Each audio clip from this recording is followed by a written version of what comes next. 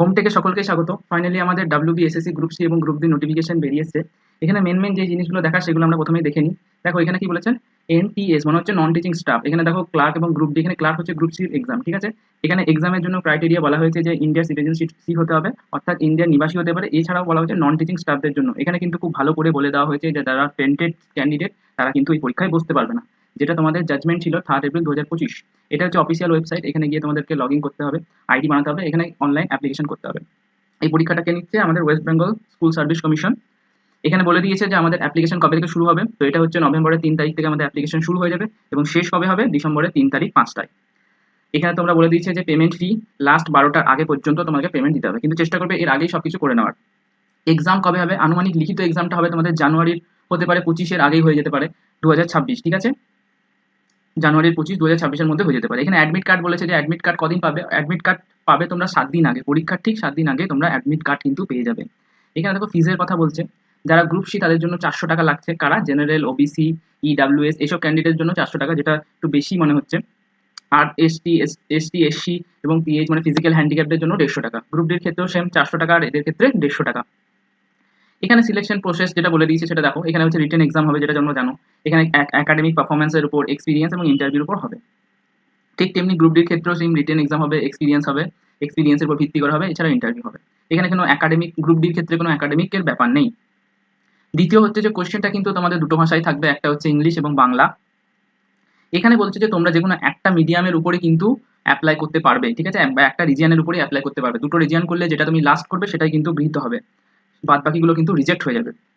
সেখানে দেখো যেটা বলছে এই অ্যাপ্লিকেশনে, যে আমাদের 4টে অপশন থাকবে, অলরেডি তোমরা জানো যে একটা ঠিক হবে। এখানে বলে দিয়েছে no negative marking for the wrong question, এটা একটা ভালো দিক, যেখানে কোনো নেগেটিভ মার্কিং না। এবং এটা ওএমআর এর যেটা শিট জানো তোমরা, গোল করে যেটা ফিল আপ করতে হয় সেইভাবে তোমাদের পরীক্ষা দিতে হবে।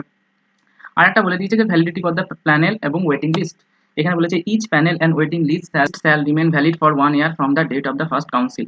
এছাড়া বলছে central commission may however the prior approvals of the state government may extend the validity of the maximum period of 6 months। অর্থাৎ এখানে বলতে চাইছি যে 1 বছর থেকে 1 বছর 6 মাস পর্যন্ত কিন্তু বাড়ানো যেতে পারে ওয়েটিং লিস্টের বা প্যানেলের ভ্যালিডিটি।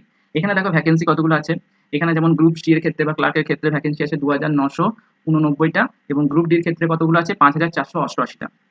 এটা হচ্ছে অফিসিয়াল ভ্যাকেন্সি। এখানে দেখো কি কি এলিজিবিলিটি আছে, যেমন ক্লার্কের ক্ষেত্রে তোমরা সকলে জানো যে মাধ্যমিক পাস লাগবে। এছাড়া বয়স কি বলেছে, এখানে 18 থেকে 40 বছরের মধ্যে হতে হবে। এটা হিসাব করতে হবে তোমাদের 1 জানুয়ারি 2025 অনুযায়ী।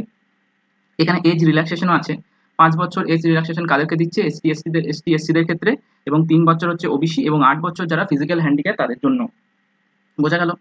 নেক্সট দেখো যেটা বলছে যে এক্স রিল্যাক্সেশনটা কিভাবে হবে, যেটা আমাদের সুপ্রিম কোর্টের জাজমেন্ট ছিল, সেই জাজমেন্টের 3 এপ্রিল 2025 এই যে জাজমেন্ট, এই জাজমেন্ট অনুযায়ী কিন্তু এই রিল্যাক্সেশনটা পাওয়া যাবে।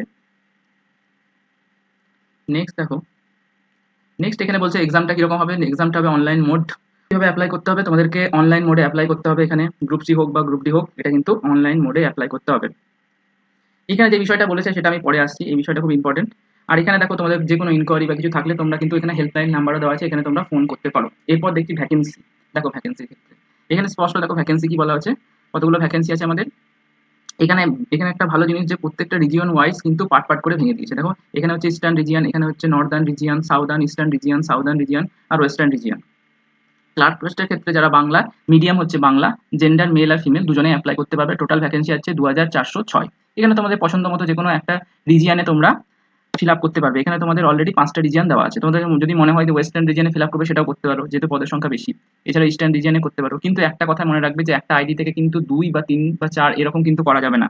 একটা আইডি থেকে শুধুমাত্র একটা রিজিয়নেই তোমরা কিন্তু অ্যাপ্লাই করতে পারবে। ধরো এমন হলো যে তুমি দুটো রিজিয়নে অ্যাপ্লাই করলে, তোমার যে লাস্ট যে অ্যাপ্লাইটা হবে সেটাই কিন্তু দিতে হবে, বাদ বাকিগুলো কিন্তু সব রিজেক্ট হয়ে যাবে।